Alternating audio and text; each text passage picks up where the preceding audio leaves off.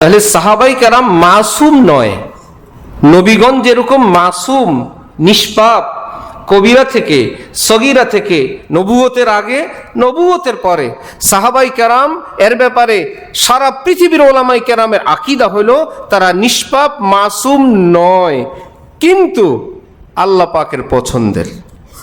তার ইচ্ছা, তিনি খরিদ করবেন এত দামে। অপর হাদিসে রাসূলুল্লাহ সাল্লাল্লাহু আলাইহি ওয়াসাল্লাম বলেন, ইন্নাল্লাহা ইখতারানি ওয়াখতারা লি আসহাবান।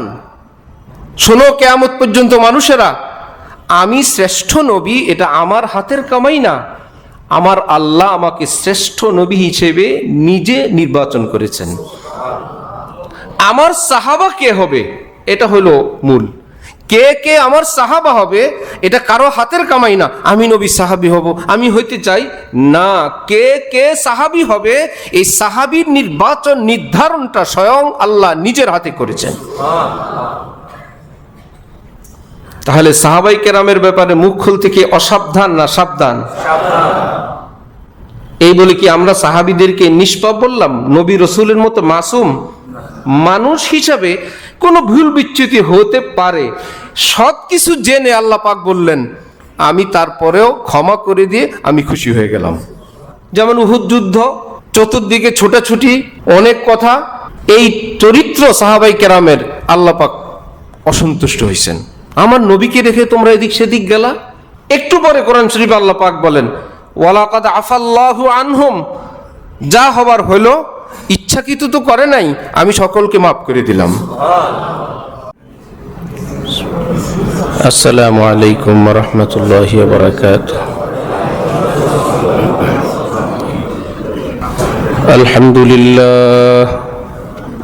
আলহামদুলিল্লাহ নাহমাদুহু ওয়া নাস্তাঈনুহু ওয়া নাস্তাগফিরুহু ওয়া নু'মিনু বিহি ওয়া নাতাওয়াক্কালু আলাইহি ونعوذ بالله من شرور أنفسنا ومن سيئات أعمالنا من يهده الله فلا مضل له ومن يضلل فلا هادي له ونشهد أن لا إله إلا الله وحده لا شريك له ونشهد أن سيدنا ومولانا محمدا عبده ورسوله أما بعد فأعوذ بالله من الشيطان الرجيم بسم الله الرحمن الرحيم يا أيها الذين آمنوا اتقوا الله حق تقاته ولا تموتن إلا وأنتم مسلمون صدق الله مولانا العظيم وقال رسول الله صلى الله تعالى عليه وسلم يا أبا هريرة اتق المحارم تكن أعبد الناس وقال رسول الله صلى الله تعالى عليه وسلم من اتقى الله عز وجل عاش قويا وسار في بلاده آمنا أو كما قال النبي عليه الصلاة والسلام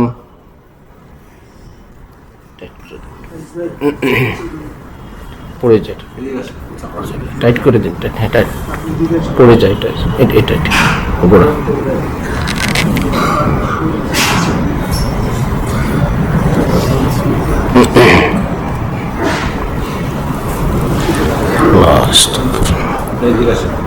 মোহতারাম মুসল্লিয়ানে কেরাম, আমি আল্লাহ পাক রব্বুল আলামিনের পবিত্র কালামের অংশ বিশেষ তেলাওয়াত করলাম এবং হযরত রাসূল করিম সাল্লাল্লাহু আলাইহি ওয়াসাল্লামের দুইখানা হাদিস শরীফ পাঠ করলাম। আল্লাহ পাক কোরআন শরীফ এবং হাদিস শরীফের পরিপূর্ণ হেদায়েত আমাদের সকলকে নসিব ফরমান। কোরআনে পাক এবং হাদিসে পাকের নূরে আমাদের জীবনকে সুন্দর করার, আলোকিত করার তৌফিক দান করেন। আমাদের জীবনের সমস্ত গুনাহ মাফ করে দেন। আমাদের আপনজন, প্রিয়জন, সকল মুসলমান ভাই বোনদেরকে আল্লাহ পাক মাফ করে দেন।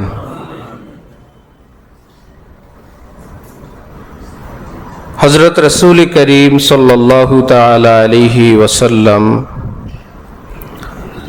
যার উপরে 23 বছর যাবৎ আসমান থেকে 2 প্রকারের ওহী অবতীর্ণ হয়েছে।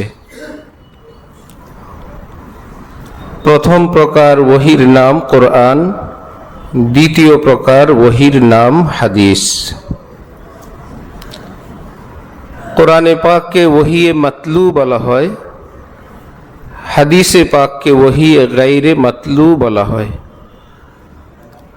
আসমানের ভাষা, আসমানের অর্থ, আল্লাহ পাকের পক্ষ থেকে মর্ম এবং আল্লাহ পাকের পক্ষ থেকে শব্দ, এটা কোরআন। আর মর্ম আল্লাহ পাকের পক্ষ থেকে শব্দ পেয়ারা রাসূল সাল্লাল্লাহু আলাইহি ওয়াসাল্লামের, একে বলে হাদিস। আল্লাহ পাকের ইচ্ছা, তিনি চাইলেন যে আমার কথা যেমন পৃথিবীতে থাকবে, আমার হাবিবের ভাষাও কিয়ামত পর্যন্ত এই পৃথিবীতে চলমান থাকুক, চর্চা থাকুক। আব তেরা নাম ভি আয়েগা মেরে নাম কে সাথ। নিচে হয়ে যায় একটু একটু একটু লোড কমে। আচ্ছা দেন, টাইট করে দেন।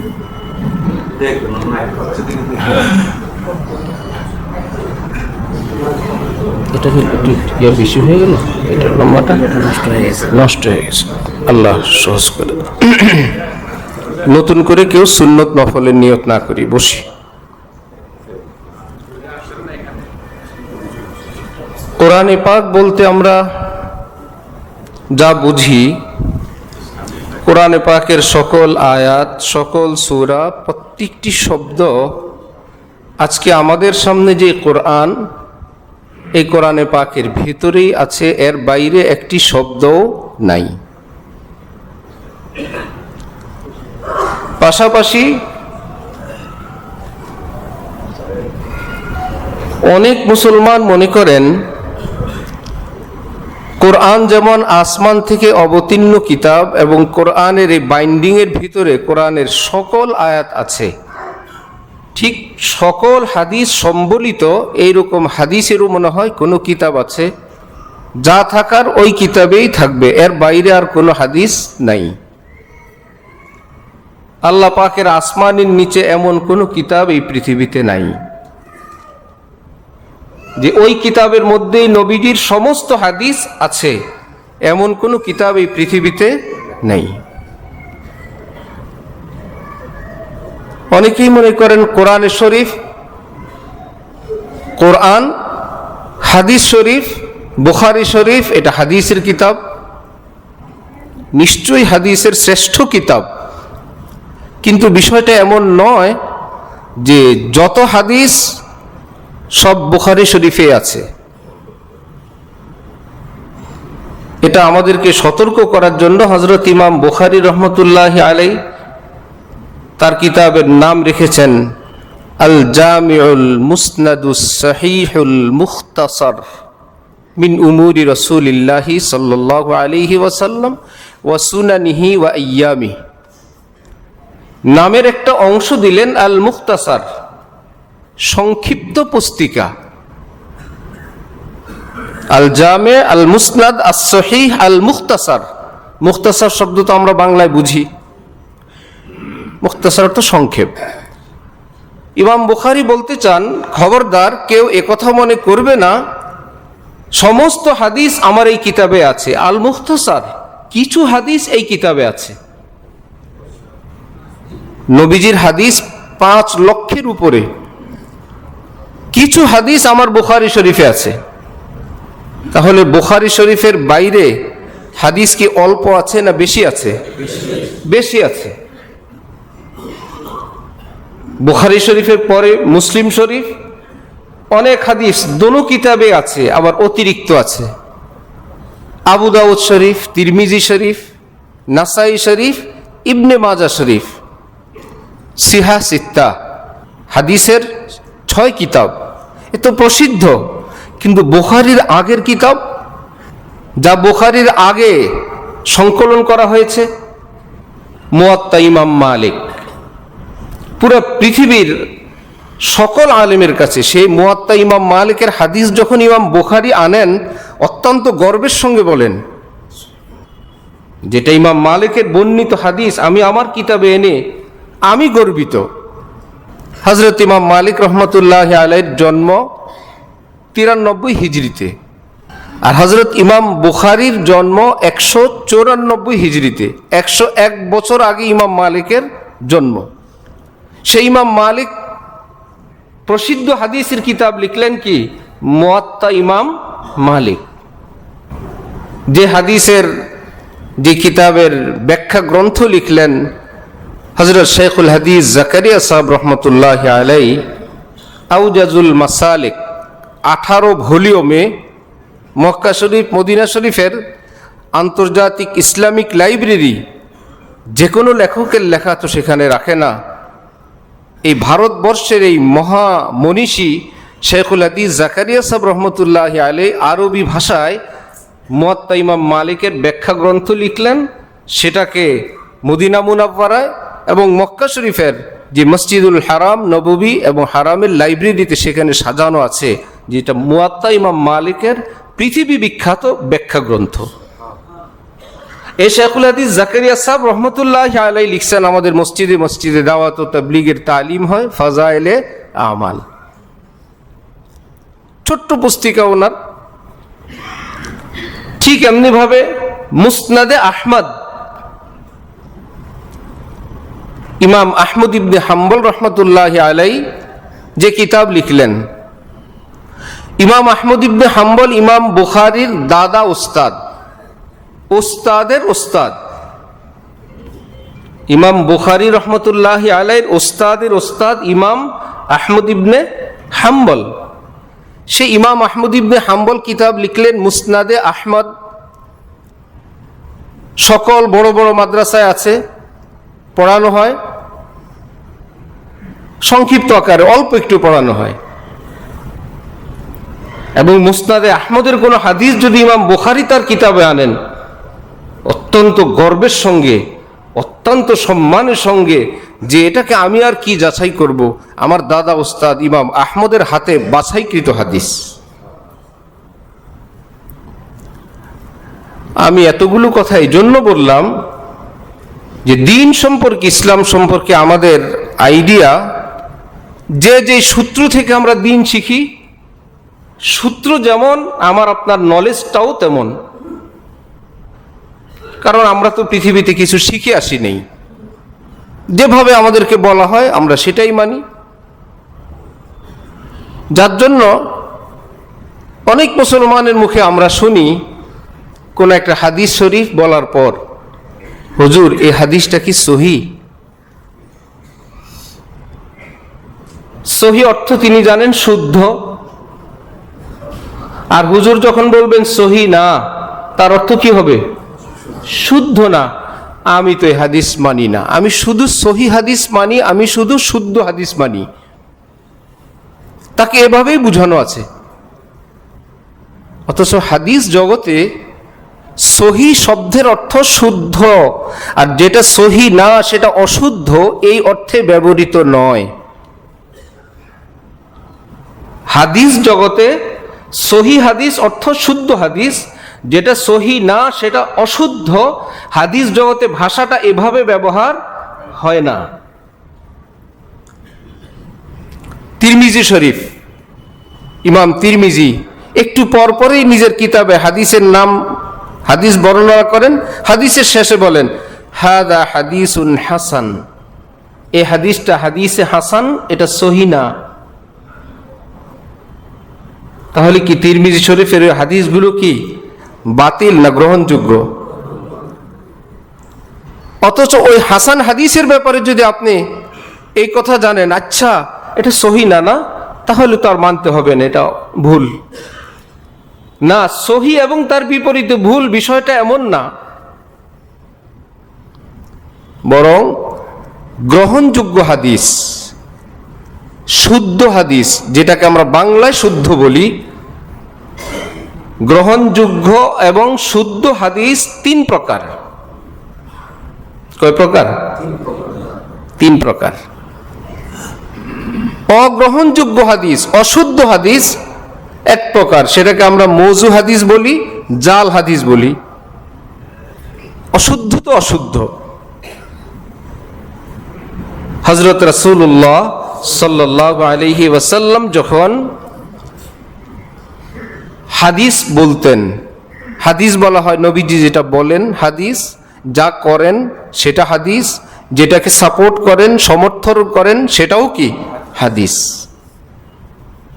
অন্যান্য বর্ণনায় সাহাবা তাবিঈনের বলা কওয়া এবং সমর্থন সেটাকেও হাদিস বলে। আমরা নবীজির কথাটাকেই ধরি, নবীজি যেটা বলেন সেটাও হাদিস, যেটা তিনি করেন সেটাও হাদিস, যেটা তিনি দেখে চুপ থাকেন সমর্থন করেন সেটাও কি হাদিস।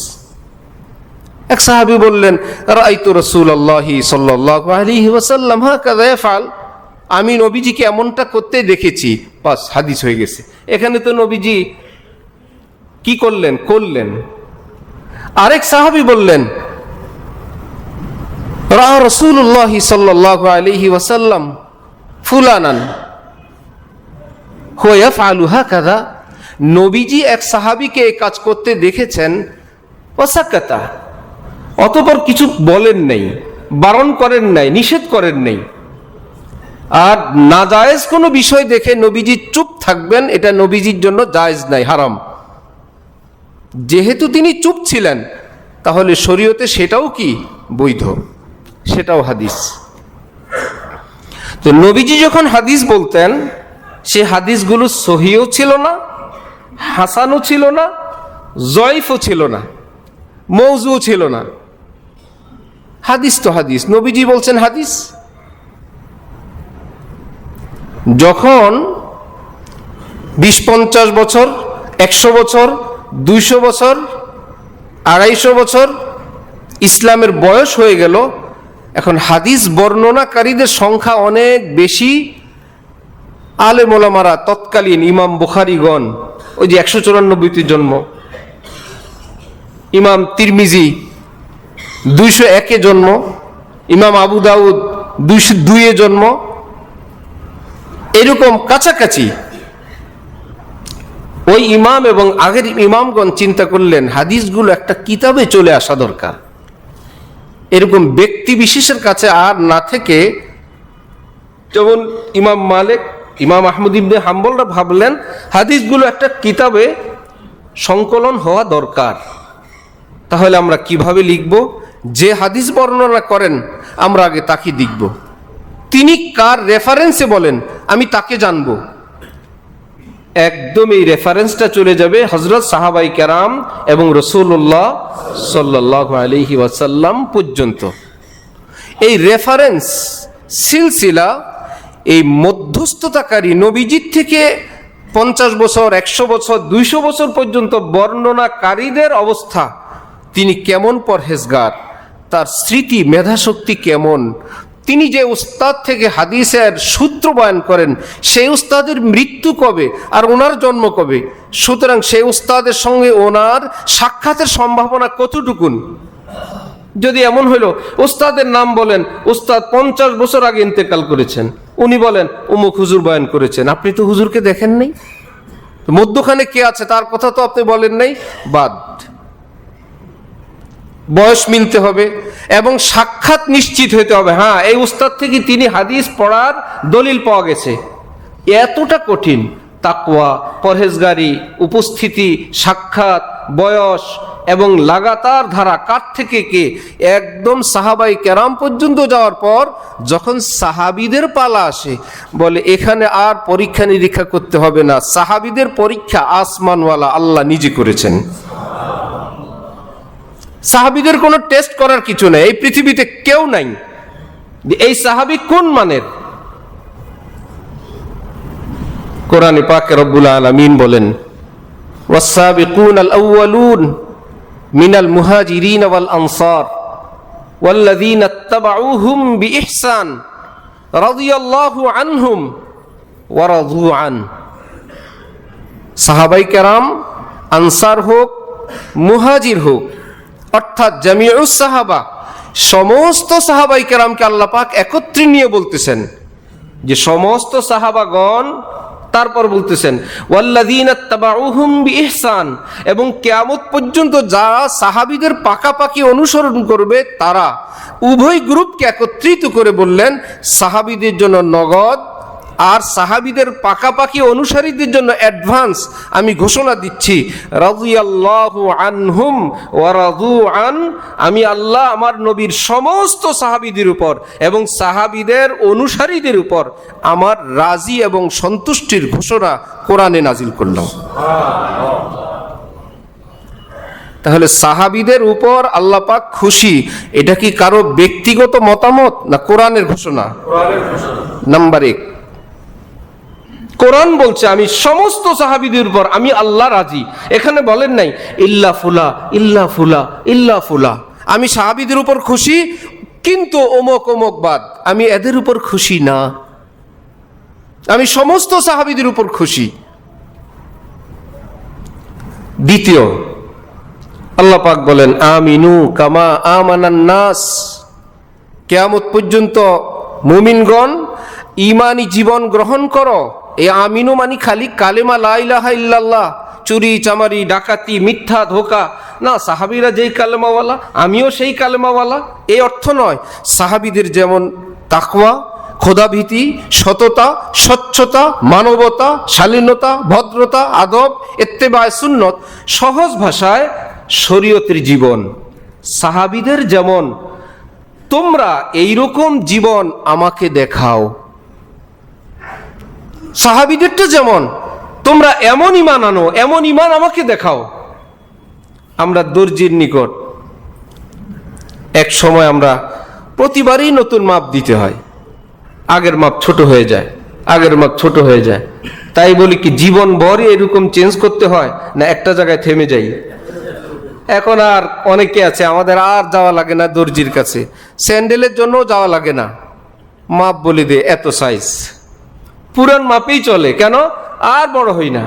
ঠিক সাহাবাই কেরাম যেই মাপটা আমি আপনি দর্জির কাছে, একটা নতুন দর্জির কাছে গিয়ে যদি একটা জামা দিয়ে বললাম ঠিক এই রকম বানাবেন, তার অর্থ কি ওই জামার ব্যাপারে আপনার কোনো আপত্তি আছে? ঠিক এই রকম বানাবেন, তার মানে ফিটিং পছন্দ, লুজ পছন্দ, হাতা পছন্দ, গলা পছন্দ, সব কিছু পছন্দ, ওই জামাটাকে দিয়েই তো আমরা বলি ঠিক হুবহু এরকম বানাবেন। এর ভিতরে একটা ঘোষণা আছে, এটার সব কিছু আবার পছন্দ। আল্লাহ পাক সাহাবাই কেরামকে সামনে দিয়ে বললেন ঠিক এইরকম ঈমানি জীবন দেখাও। তাহলে সাহাবাই কেরামের ঈমানি জীবনটা কি আল্লাহ পাকের কাছে অপছন্দের না পছন্দের? পছন্দের। এই জন্যই তো বললেন ঠিক ওই রকম জীবন আমাকে দেখাও, ঈমান দেখাও। একটু আগে বললেন যদি দেখাও আমি বলবো রাজি আল্লাহ, আমি সাহাবীর উপর রাজি আল্লাহ, তোমার উপরও রাজি আল্লাহ। রাজি অর্থ রাজি, বাংলা যেটা রাজি, আল্লাহ মানে আল্লাহ, রাজি আল্লাহ মানে আল্লাহ রাজি। রাজি আল্লাহ, আল্লাহ পাক রাজি। ওয়ারাজু আনহু, আল্লাহ পাক বলেন মোহব্বত কি একতরফা হয়? মোহব্বত দুই দিক থেকে হয়। दोनों जानिब से इशारे हो चुके, हम तुम्हारे तुम हमारे हो चुके। একে অপরকে ভালোবাসলো শুধু একতরফা, একে মোহব্বত বলে না। যদি উভয় উভজন মোহব্বত করে একে মোহব্বত বলে। কোরআন শরীফে আল্লাহ পাক বলেন রাদিয়াল্লাহু আনহুম ওয়া রাদু আনহু, আমিও তাদের উপর রাজি, তারাও আমার উপর রাজি। আমিও তাদের উপর খুশি, তারাও আমাকে পেয়ে খুশি। রাজিতু বিল্লাহি রব্বান, আমি আমার আল্লাহকে রব পেয়ে আমি রাজি খুশি। অবিল ইসলামী দীনান, ইসলাম পেয়ে আমি খুশি। অবি মুহাম্মাদিন নবিয়ান, আমি আমার শ্রেষ্ঠ নবীকে পেয়ে আমিও খুশি। তাহলে খুশি কি একমাত্র আল্লাহ না আমরাও? আমরাও। দ্বিতীয় আয়াত আল্লাহ পাক বললেন ঈমানি জীবন দেখাও, দরবেশের মতো না, পীর সাহেবের মতো না, আমির সাহেবের মতো না, হাজি গাজীর মতো না, হুজুর কেবলার মতো না। কার মতো চাই? সাহাবীর মতো। এবার জিজ্ঞাসা আপনাদের কাছে, এই সাহাবীরা আল্লাহ পাকের কাছে অপছন্দের না পছন্দের? এই জায়গায় আল্লাহ পাক বললেন না কিন্তু অমুক অমুক সাহাবীদের অনুসরণ কিন্তু করবা না। আন্নাস, আলিফ লাম, আহদে খারিজি। আলিফ লামেরও অনেক অর্থ আছে। রাজুল এক ব্যক্তি, আর রাজুল আলিফ লাম কোত্থেকে আসলো? হামদুন অর্থ প্রশংসা, কিন্তু আমরা পড়ি কি আলহামদু। হামদুন অর্থ প্রশংসা, আলহামদু ওই আল থেকে বের হয়েছে সমস্ত প্রশংসা। হামদুর অর্থ প্রশংসা, আর আমরা সূরা ফাতিহায় কি পড়ি? হামদু না আলহামদু? ওই আলিফ লাম থেকে আসে সমস্ত প্রশংসা। আলিফ লামের অনেক অর্থ আছে। তো ওই জায়গায় আন্নাসের আলিফ লামের অর্থ আন্নাস, আন্নাস নাসুন অর্থ মানুষ, আন্নাস অর্থ এই মানুষ। কোরআন যখন নাজিল হয় তখন যদি আল্লাহ পাক কারো দিকে ইঙ্গিত করে বলেন এই মানুষদের মতো ঈমান আনো, তাহলে ওই সময় ছিল আবু জাহেল, আবু লাহাবরা, আরেকদিকে ছিলেন সাহাবাই কেরাম। তাহলে এই মানুষ বলতে কারা? আবু জাহেল, আবু লাহাবরা না সাহাবাই কেরাম? এই মানুষ। কোরআন যখন নাজিল হয় এই মানুষের মতো ঈমানি জীবন দেখাও, তার মানে নবীর এই সাহাবীদের। এতেও বোঝা যায় সাহাবাই কেরামের উপর আল্লাহ পাক শতভাগ সন্তুষ্ট এবং শতভাগ খুশি। আরেক আয়াতে আল্লাহ পাক বলেন উলাইকা কাতাবা ফি কুলুবিহিমুল ঈমান। জানো সাহাবাই কেরামের গল্প? তাদের বুকের ভিতরে সিনায় আমি আল্লাহ ঈমান খুদাই করে দিয়েছি। इसे मीटने में वो मिट जाएंगे खुद, ये नक्शे सजदा है कशका नहीं है। কোন শত্রু কোন আল্লাহওয়ালার বিরুদ্ধে ক্ষিপ্ত হলি তিনি বললেন, হে দুশ্মন, হিন্দু নারীর কপালের সিঁদুর মনে করো না সেজদার দাগকে। সেজদার দাগ আর সিঁদুরের দাগ এক না। সিঁদুর মোছা যায়, সেজদার নূর মোছা যায় না। এখানে যে হাত দিতে আসে সে ধ্বংস হয়ে যায়। इसे मीटने में वो मिट जाएंगे खुद, ये नक्शे सजदा है कशका नहीं है। সেজদার রং। রব্বুল আলামিন যদি তিনি বলেন যে আমি সাহাবীদের বুকে ঈমান খোদাই করে দিয়েছি, আর আমি আপনি যদি বলি আমার একটু কথা আছে সাহাবীর ব্যাপারে, আমার আপত্তি আছে সাহাবীর ব্যাপারে, কে বলল? বিচারপতি যার ডিটেইলস শুনে বললেন বেকসুর খালাস। আরেক আসামি পাশের থেকে বলে, বিচারপতি না আরেক আসামি বলে আমার আপত্তি আছে, তাহলে এই আসামির সাজা কি কমবে না আরো বাড়বে? তুমি আসামি, তোমারও আপত্তি আছে হাকিম সাহেবের সাথে, তুমি তো আসামি। আমি আপনি আসামি আল্লাহ পাকের দরবারে। রব্বুল আলামিন তিনি মালিক ইয়াউমিদ্দিন, তিনি বলেন আমি সাহাবীদের সব জানি, সব শুনি, সব দেখি, ভালো মন্দ। এত সত্ত্বেও আমি আল্লাহ ঘোষণা দিলাম আমি তাদের উপর খুশি। যারা আমরা জান্নাতের আশা করি, আল্লাহ পাক যাদেরকে জান্নাত দিবেন এরা কি সবাই মাসুম বেগুনাহ? কি বলেন? সব বেগুনাহ মাসুম মানুষেরা জান্নাতে যাবে, গুনাহগাররা যাবে না? কেমনে?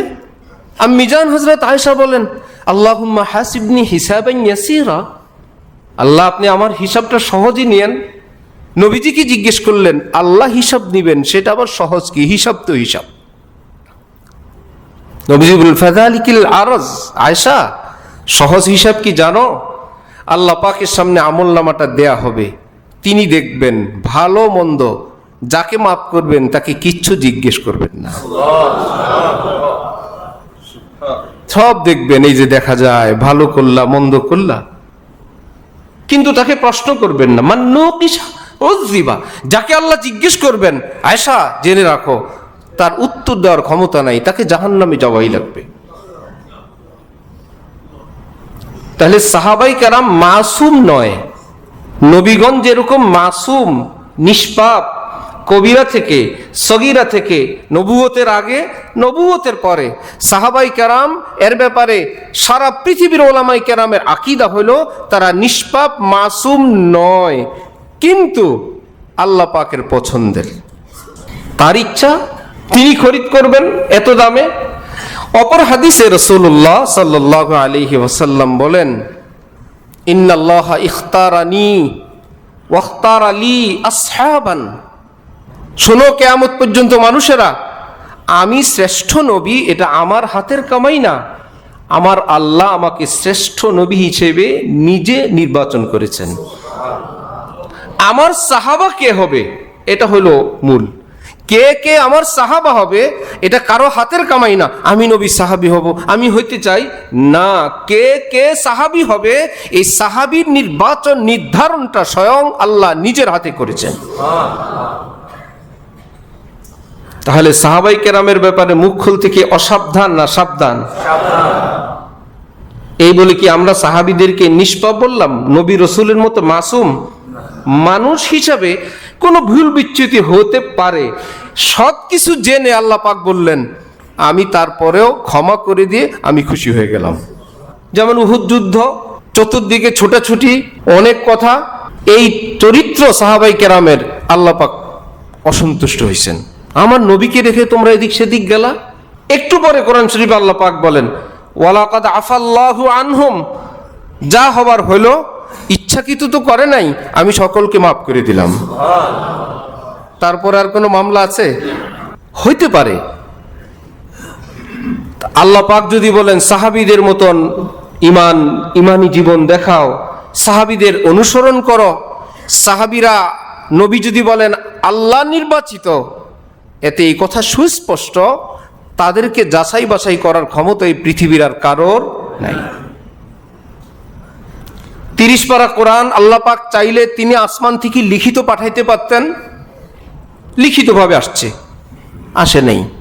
আল্লাহ চাইলে নবী কি দিয়ে লেখাইতে পারতেন, লেখান নাই। 30 পারা কোরআন তাহলে লিখলেন কারা? সাহাবাই কেরাম। সমস্ত সাহাবাই কেরাম লেখেন নাই, একটা জামাত ওহী লিখছেন, কাতেবে ওহী তাদেরকে বলা হয়। আল্লাহ পাক চাইলে তো নিজে লিখতে পারতেন, লিখে দিতে পারতেন, ফেরেশতা দিয়ে পারতেন। কিয়ামত পর্যন্ত মানুষের মাঝে, মুসলমানের মাঝে সাহাবীদের সম্মান এবং মর্যাদা প্রতিষ্ঠার জন্য তিনি বললেন আমি সাহাবীদেরকে দিয়ে কোরআন লেখাবো, যাতে করে কিয়ামত পর্যন্ত মানুষ এই ওহীর লেখকদের প্রতি সম্মান প্রদর্শন করে। যারা ওহীর লেখক, সমস্ত হাদিস লেখলেন সাহাবাই কেরাম। এই জন্য কোন সাহাবীর থেকে কোন একটা আমল যদি প্রমাণিত হয়ে যায়, ওই আমলকে আর কিয়ামত পর্যন্ত বেদাত ফতোয়া দেওয়ার পারমিশন নেই। বলতে পারেন এটা বেশি উত্তম, এটা অল্প উত্তম, আমিন আসতে বলা উত্তম না জোরে বলা উত্তম, কিন্তু যেটা দোনোটা যেহেতু প্রমাণিত, আপনি আস্তে পার্টি হইলে জোরওয়ালাকে কিছু বলতে পারবেন না, জোরে আমিন পার্টি হইলে আস্তে পার্টিকে আপনি কিছু বলতে পারবেন না। সাহাবীর থেকে সহি শুদ্ধভাবে প্রমাণিত। আপনি যে ইমামের ইক্তেদা করেন, কিন্তু আরেকটা যেহেতু সাহাবীর থেকে প্রমাণিত, সেটাকে আপনি অশুদ্ধ গলত বেদাত বলার পারমিশন নাই, সাহাবীর থেকে প্রমাণিত। কোন দারুল ইফতা থেকে বড় ফতোয়া, কিন্তু কোন সাহাবীর ফতোয়া আসলো, ফতোয়া ফিনিশ, সাহাবীর ফতোয়া উপরে। যাই হোক, আমরা আসল কথায় চলে আসি। সাহাবাই কেরাম মনে আছে? হাদিস যারা যাচাই বাছাই করলেন, হাদিস বাছাই করেন না বর্ণনাকারী ঠিক করেন? বর্ণনাকারী। কে বর্ণনা করলেন পরীক্ষা তাকে করেন, হাদিস না।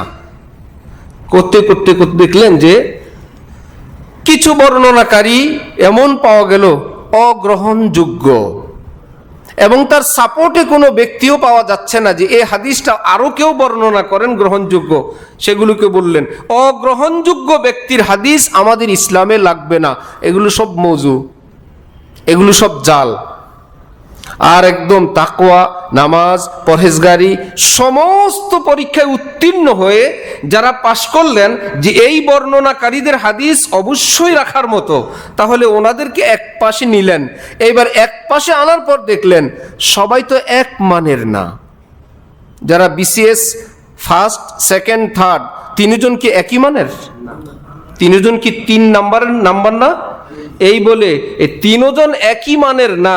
সুতরাং যিনি ফার্স্ট উনি একজন ভালো ছাত্র, যিনি সেকেন্ড তিনি কোন রকম, থার্ড তো হলো সবচেয়ে পচা। বিসিএস এ বাংলাদেশে তৃতীয় হয়েছে, একটা পচা ছাত্র। কেউ বলবে এটা? বলবে জানেন বিসিএস এর বাছাই, বুঝো কিছু, সেখানে টিকলেই বেটা হয়ে যায়। আর তিনি থার্ড হয়েছেন, থার্ড মানে হলো সেরাদের মধ্যে একজন।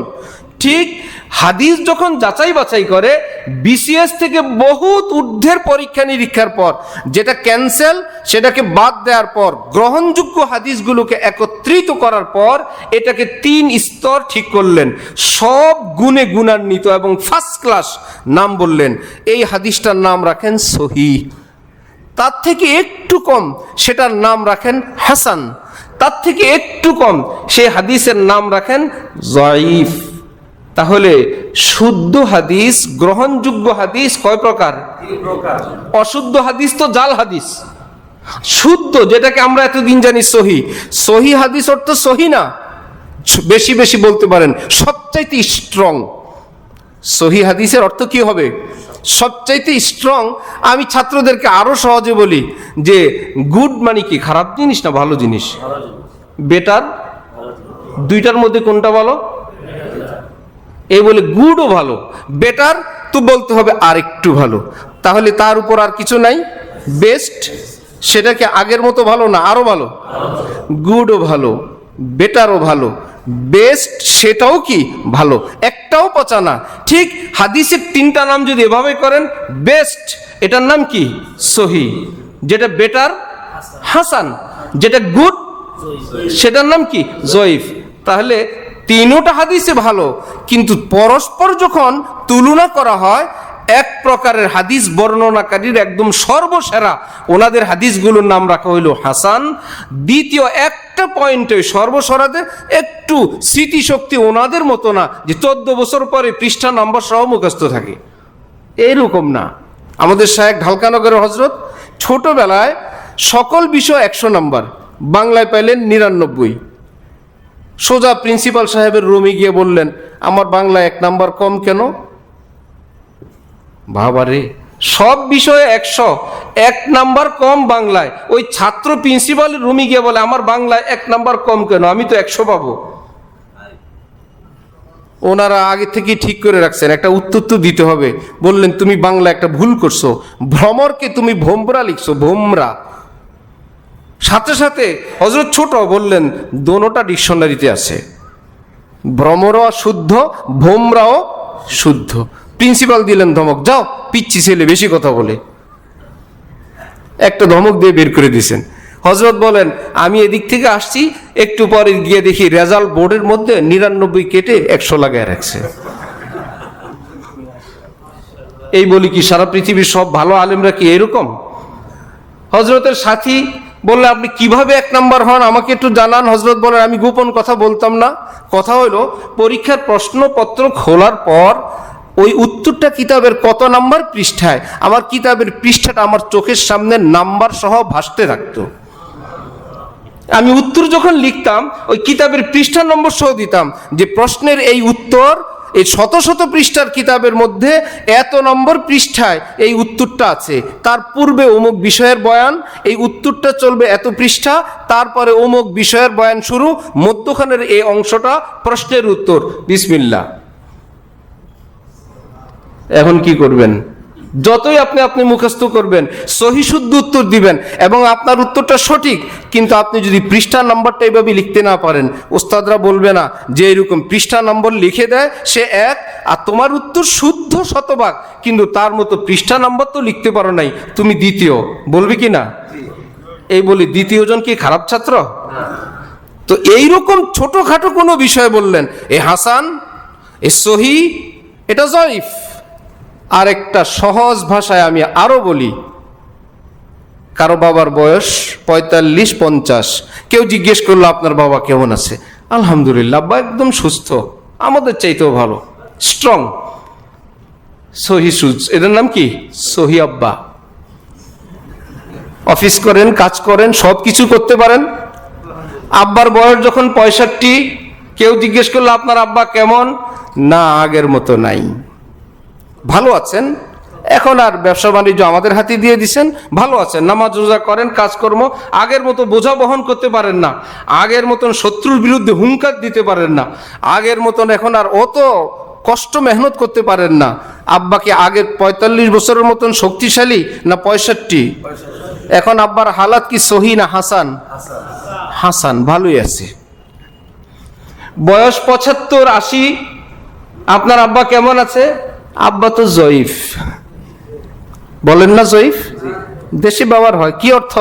এই শুধু জুমায় যান, মাঝে মাঝে 2 ওয়াক্ত মসজিদে যান, বন্ধু বান্ধবের সঙ্গে কথাবার্তা বলেন, আগের মতো না অফিস না ব্যবসা না কোনো কাজকর্ম, চলাফেরা করেন। এই জয়ীফ আব্বা তো আব্বা না। আব্বা না না, জয়ীফ তো আব্বা না, ওনাকে ঘর থেকে বের করে দেন। যে জয়ীফ বাবা মানি না, এটা বলবেন জয়ীফ আব্বা আগের মতন কর্মক্ষম না, আগের মতন তো শক্তিশালী স্ট্রং না, কিন্তু আব্বা যে আব্বা এটা ঠিক, কিন্তু কাজ করতে পারেন না আগের মতন, এই কারণে আব্বার নাম জয়ীফ। বাবা হওয়া নিশ্চিত কিন্তু ক্ষমতা কম। হাসান বাবা হওয়া নিশ্চিত, সহির মতো কম। ঠিক বাবার যেরকম 3 বয়সে 3টা বিধান, হাদিসের শক্তি সক্ষমতা বিধান প্রমাণ করার জন্য, অন্যান্য বিষয়ের মোকাবেলা করার জন্য এই শক্তির বিবেচনায় হাদিস কয় প্রকার? 3 প্রকার। একদম যেটা স্ট্রং সেটার নাম কি? সহি। যেটা মিডিয়াম হাসান, যেটা তৃতীয় প্রকার জয়ীফ। কিন্তু যে মুসলমান ভাইয়েরা এতদিন পর্যন্ত বলতেন আমি শুধু সহি হাদিস মানি, আপনি এই অর্থে মানতেন সহি মানি শুদ্ধ, আমি কি অশুদ্ধটা মানবো? অবশ্যই আপনার এই আন্তরিকতা এটা মোবারকবাদ পাওয়ার যোগ্য, কিন্তু আপনি যদি জানতেন সহি মানি শুদ্ধ আর যেটা সহি না সেটা অশুদ্ধ, হাদিস জগতে এই ভাষাটা এভাবে ব্যবহৃত হয় না। আল্লাহ আমাদের সবাইকে তৌফিক দান করেন। এই জন্য আজকাল আমরা অনেক দূরে, ইসলামের অনেক ব্যাখ্যা, অনেক বিশ্লেষণ। ওই যে শুরুতে বললাম যেই সূত্র থেকে দিন শিখবো, ওই সূত্রটা কেমন? রাসূলুল্লাহ সাল্লাল্লাহু আলাইহি ওয়াসাল্লাম বলেন, আলমারউ আলা দীনি খালিলি, সব মানুষ তার পরম বন্ধু যে হয় তার চরিত্রে চরিত্রবান হয়ে যায়। ফালয়ানজুর আহাদুকুম মান ইউখালিল, তুমি দেখে শুনে বন্ধু বানাও, তুমি কিন্তু তার মতন হয়ে যাবে। যাকে বন্ধু বানাবে তোমার রুচি, মেজাজ, জব, চাহিদা, ভাষা, শব্দ চয়ন সব কিছু কিন্তু তোমার মতন হবে। ইমাম গাজালি সেটাকে বলতেন ইন্নাত্তিবা তাসদিকু মিনাত্তিবা, এক স্বভাব আরেক স্বভাব থেকে চরিত্র চুরি করে চুপে চুপে, আপনিও জানবেন না আপনি তেমন হয়ে গেছেন। তাহলে আমি আপনি এই যারা দিন বুঝে না অথবা কোন রকম বুঝে, হালকা হালকা বুঝে, আমি আপনি যদি এইরকম মানুষকে অনুসরণ করি তাহলে আমার কাছে দিন কি পাকাপাকি দিন আসবে না কাঁচা দিন আসবে? আমার ইমামই তো কাঁচা, তার কাছেই তো কাঁচা, আমি যাকে মানি সেই কাঁচা। হ্যাঁ, এই পৃথিবীতে কিয়ামত পর্যন্ত আল্লাহ পাকের মেহেরবানিতে হক্কানি আলেম, বিজ্ঞ যোগ্য আলেম, এই ফেতনা ফাসাদের যুগ, হাজার ফেতনার মধ্যেও আল্লাহ পাক ইসলামকে হেফাজতের জন্য এইরকম বিজ্ঞ মুহাক্কিক আলেম রাখবেন। তাদেরকে ইসলামের ভাষায় বলা হয় মহান আকাবির, মহান আসলাফ। কোরআন তাদেরকে উলুল আমর বলে। কোরআনে পাকের বিধান, আমি আল্লাহকে মানো, আমার রসুলকে মানো, ওয়া উলিল আমরি মিনকুম, তোমার যুগে ইসলামের নীতি নির্ধারণকারী শ্রেষ্ঠ আলেম। শুধু পণ্ডিতি এবং স্কলার, শুধু সার্টিফিকেটে না, ইসলামের ভাষায় আলেম, এলেমের সাথে যার আমল আছে। আর হাজার বিদ্যা আছে, আমল নাই। সাহাবাই কেরাম থেকে আজ পর্যন্ত সকল আলেম একমত, কুল্লুমান আসাল্লাহ ফাহুয়া জাহেল। হাজার ডিগ্রি অর্জন, কোরআন হাদিস মুখস্থের পর কোনো ব্যক্তি যদি গুনায় লিপ্ত থাকে, ইসলামের ভাষায় এই লোক জাহেল। আরবি কথা বলতে পারে, ভাষণ দিতে পারে, রেফারেন্স বলতে পারে, কিন্তু একজন মুত্তাকি আলেম না। ইসলামের ভাষায় সেই লোক আলেম না, আমাদের সমাজের ভাষায় তো ডাবল আলেম। তাহলে নবীর ওয়ারিস কারা? যে এলেমও জানে গুনাহও করে, এরকম মানুষ না। এলেমওয়ালা আমলওয়ালা, এলেমওয়ালা আমলওয়ালা, তাকওয়াওয়ালা, এরকম আলেমরাই হক্কানি আলেম, যাদের এলেমের গভীরতা অনেক, যাদের আমলের গভীরতা অনেক, যাদের তাকওয়া উম্মতের সব কিছু বুঝে, যারা যে উম্মতকে একটা ব্যালেন্সপূর্ণ ইসলামী সিদ্ধান্ত দিতে পারেন। শুধু দলে দলে এ কাফের, এ নাস্তিক, এ মুরতাদ, এ বেদাতি, এ শিরিক, নবীজি থাকলে তো এটা করবেন না। প্রমাণ কিয়ামতের দিন নবীজি বলবেন, আমি তো শুধু কালেমাওয়ালা, লা ইলাহা ইল্লাল্লাহ মুহাম্মাদুর রাসূলুল্লাহ, আমি তাদের নবী। সেদিন বলবেন না আমি যারা একদম 5 ওয়াক্তের নামাজি আমি তাদের নবী, যারা দরবেশ তাদের নবী, একদম যারা আল্লাহওয়ালা তাদের নবী।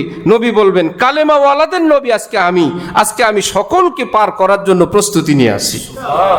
ঠিক যারা হক্কানি নায়েবে রাসূল হবেন, হ্যাঁ, হক বাতিল সত্য মিথ্যা বলার পর উম্মতের সকল শ্রেণীর প্রতি তাদের অন্তরে এক দরদ থাকবে, এক ব্যথা থাকবে, ওই পয়েন্ট থেকে তাকে তুলে নিয়ে এসে হকের দিকে আনার এক ফিকির, এক মনে বেদনা থাকবে। আল্লাহ পাক ওই আলেমদেরকে চেনার, কদর করার, মূল্যায়ন করার তৌফিক দান করেন। যারা দূরে আছেন, ভুলে আছেন, বা আলেমদের ব্যাপারে যে কোনো সময় ফ্রি স্টাইলে মুখ খোলেন, হযরত ইমামে রব্বানি গঙ্গুহি বলছেন আলেম মানি তো এলেমের কারণে আলেম। এইরকম মানুষের সঙ্গে বেয়াদবি করলে, এবং কোনো আলেমই যার ভালো লাগে না, চরিত্র যদি এমন হয়ে যায়, ইমাম গাজালি বলছেন, সেই হযরত আল্লামা শাহরানি কিতাবে লিখছেন, হযরত গঙ্গুহি বলছেন এই লোকের মৃত্যুর পর তার মুর্দা লাশটা কেবলা থেকে আল্লাহ পাক উল্টা দিক ঘুরে দেন। এলেম ওয়ালা তোমার কাছে ভালো লাগে নাই, এলেম ওয়ালার সঙ্গে তোমার দুশ্মনির কারণ তো তার ভিতরে এলেম ছিল, বংশের কারণে না, তার ব্যবসা বাণিজ্যের কারণে না, শুধু তার ভিতরে এলেম ছিল বলে তোমার কাছে ভালো লাগে নাই। এলেম তো কোরআন, এলেম তো হাদিস, সেটা তোমার ভালো লাগে নাই, আমার সঙ্গে তোমার কোনো সম্পর্ক নাই। আল্লাহ পাক সে হতবাগা জামাত থেকে আমাদেরকে, আমাদের আপনজন প্রিয়জন সকল মুসলমানকে হেফাজত ফরমান।